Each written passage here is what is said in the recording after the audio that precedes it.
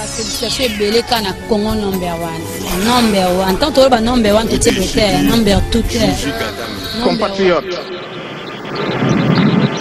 il y a une année, nous avons célébré ensemble le jubilé d'or de l'accession de notre pays à l'indépendance.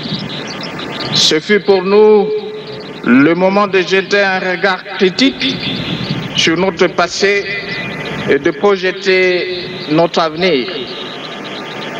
Aujourd'hui, 30 juin 2011, nous célébrons le premier anniversaire post-cinquantenaire. Cette fête coïncide également avec la dernière année de la première législature de la Troisième République.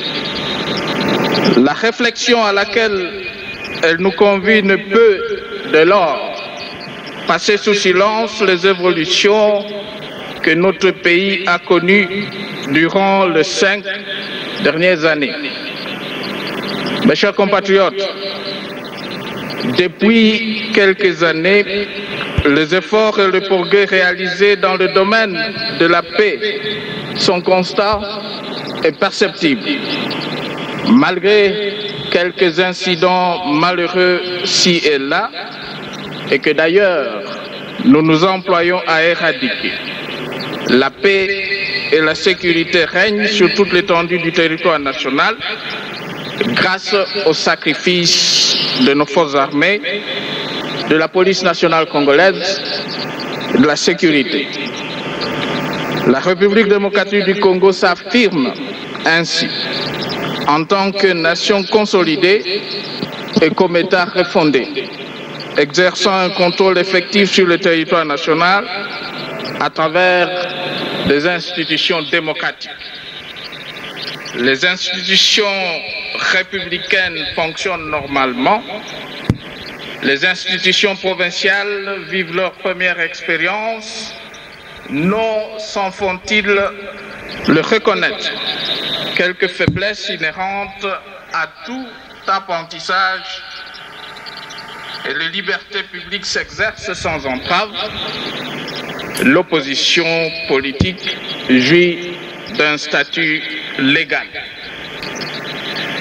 Destiné à rapprocher les gouvernants des gouvernés, la décentralisation suit son cours normal dans un esprit de sauvegarde de l'unité nationale.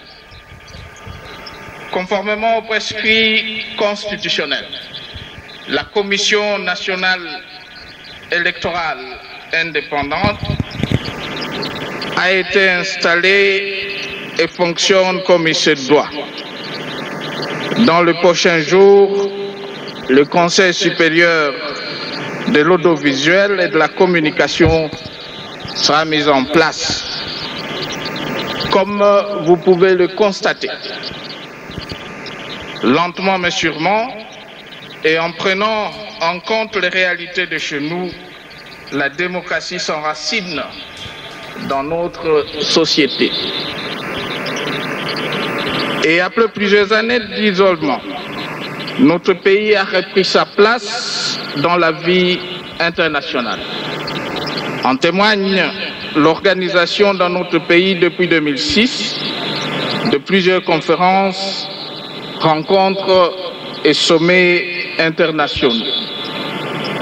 Cet élan ne faiblit pas, car notre pays se propose d'accueillir d'autres assises internationales au cours de cette année et en 2012. Mes chers compatriotes, au cours de 5 dernières années, nous nous sommes employés à améliorer la gouvernance politique.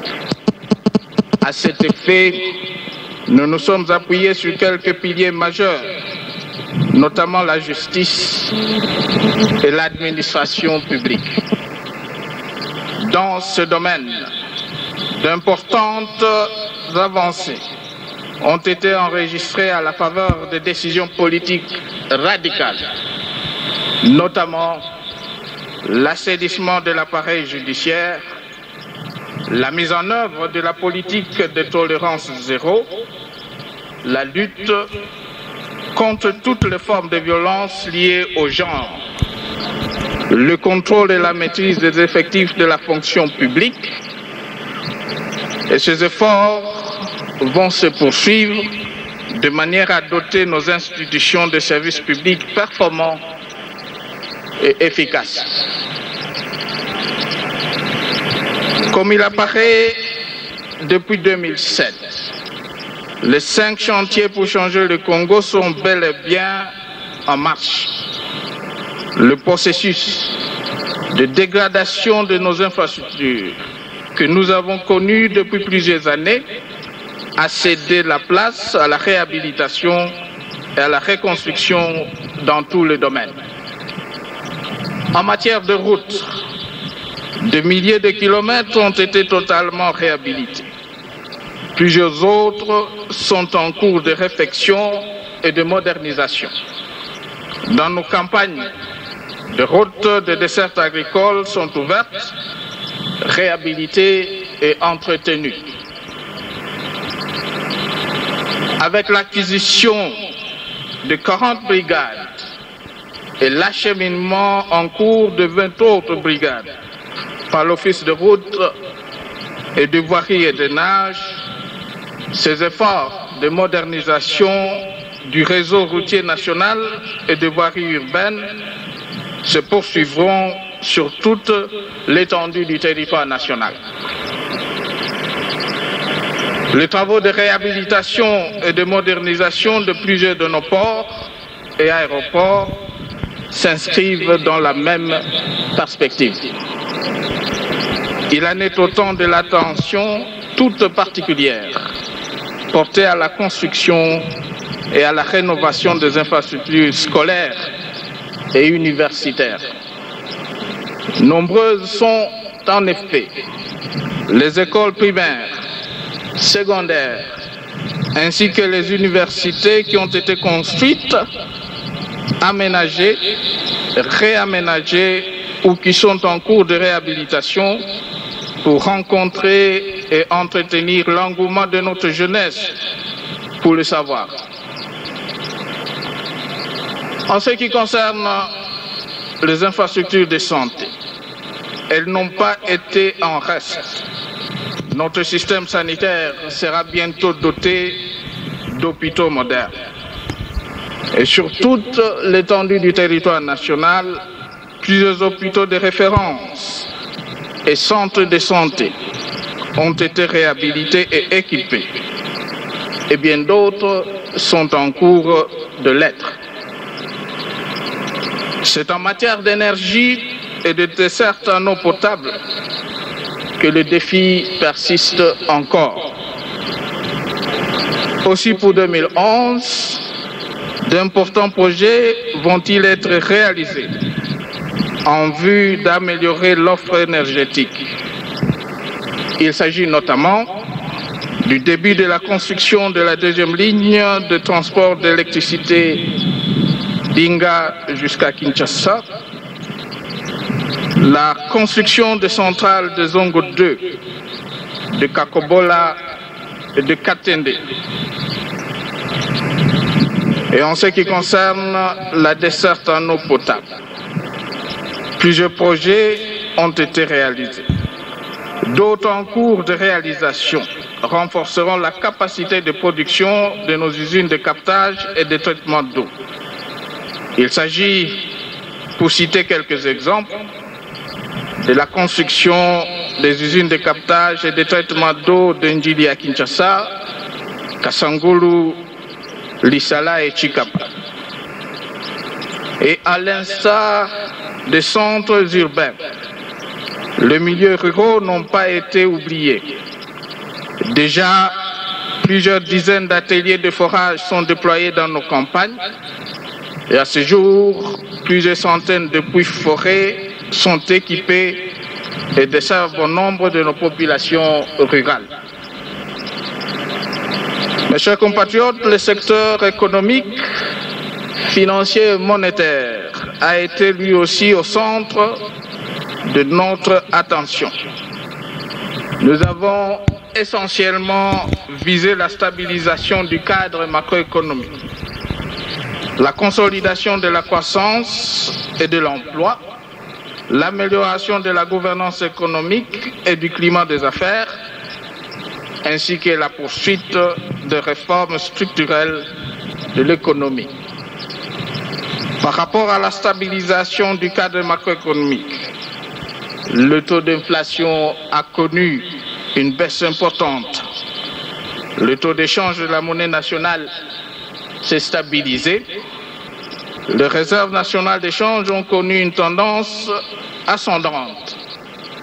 Le taux de croissance a atteint le 7,2% et près de 83% de notre dette extérieure a été annulée.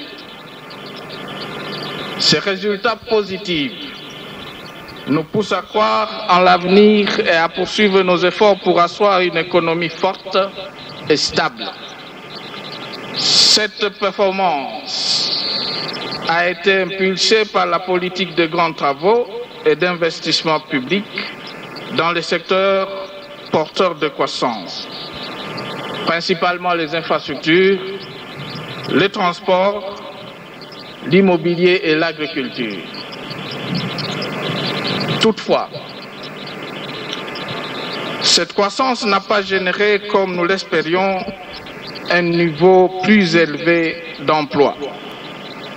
Aussi, des décisions volontaristes ont-elles été prises pour améliorer l'efficacité de notre économie dans ces différents secteurs. Dans le secteur agricole, l'accent a été mis sur la mécanisation. Un premier lot de plus de 2600 tracteurs et les accessoires des semences améliorées et des intrants agricoles ont été acquis, ce qui a permis d'augmenter sensiblement les étendues de terres cultivées. L'objectif étant, à court et à moyen terme, notre autosuffisance alimentaire. En ce qui concerne le secteur minier, son industrie est en constante progression.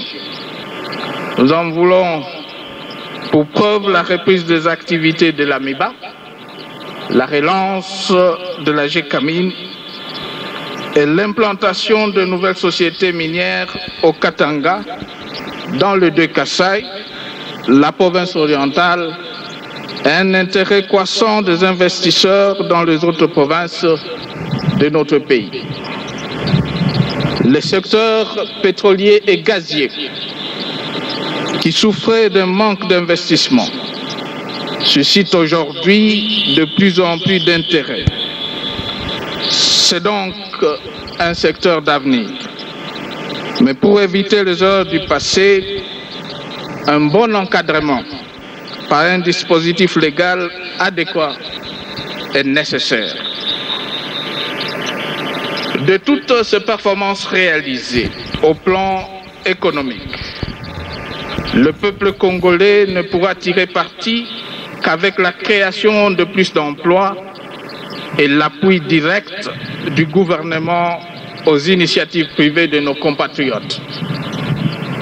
Voilà pourquoi depuis l'année dernière, nous avons décidé de mettre en œuvre une politique de finances de proximité en vue de permettre à la majeure partie de nos populations exclues du système formel de crédit d'entreprendre des activités génératrices de revenus. Cette structure de microcrédit est désormais opérationnelle.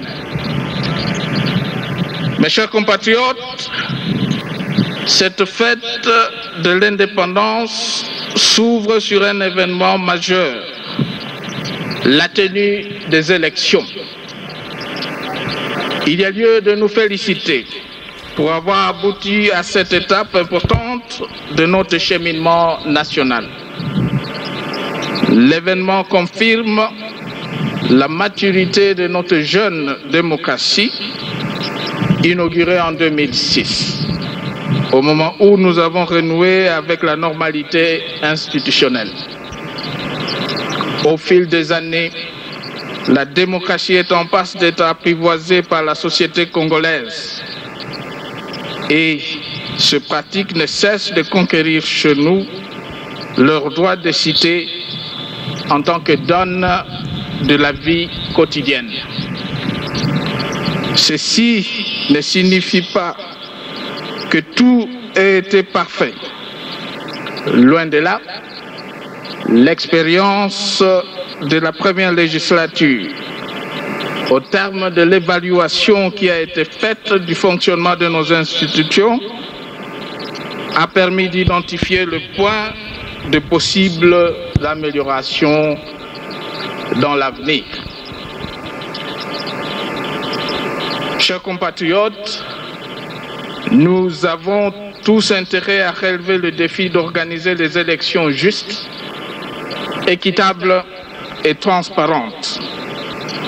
Nous n'avons pas d'autre choix, puisque tous, nous sommes déterminés à consolider la paix dans notre pays et à conduire notre population vers le lendemain meilleur. Mais prenons garde dans cet exercice et surtout soyons respectueux de lois, de règlements et de l'ordre public. Car c'est l'honneur de la République et de tout un peuple qui est en jeu. Dans le même ordre d'idée, il importe de tenir notre sens de vigilance plus qu'en éveil. Faisons pleinement confiance à la Commission électorale nationale indépendante que nous avons nous-mêmes mise en place et apportons-lui notre concours pour que s'acquitte au mieux de sa mission. Les temps de crise politique à répétition, de gouvernement de transition et de conciliabules interminables étant révolus. Et parce que la légitimité du pouvoir vient des urnes, et rien que des urnes, vivement les élections, et rien que les élections.